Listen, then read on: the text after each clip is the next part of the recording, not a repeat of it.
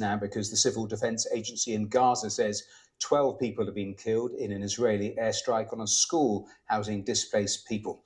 Elsewhere, the Lebanese army says an Israeli strike near an army checkpoint in the southern city of Sidon has killed 3 people. 7 others who were close to the blast were injured, among them 4 UN peacekeepers. Well, let's go to our chief international correspondent, Lise Doucet. She joins us live from Jerusalem. Lise, let's start with that Israeli strike in Gaza. Just give us the latest on that, first of all.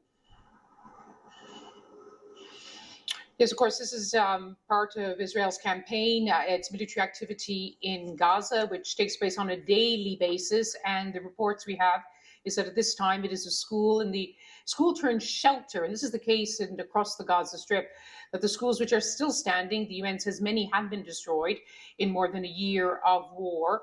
But one of the ones still standing, which has been used as a shelter, was attacked in this Israeli airstrike. Israel always says that it's because the shelters in the schools are being used by Hamas. The UN consistently says that a large number of civilians are being killed and that there isn't sufficient evidence that they are being used as, often Israel says, a command and control center.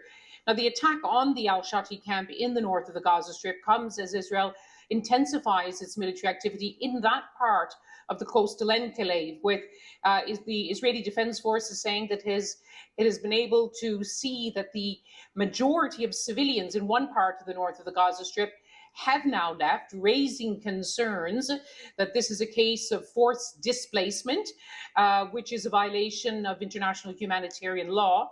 But the Israeli Defense Forces told the BBC today that people were being told to leave for their own safety and that they would be allowed to return when it was safe to do so.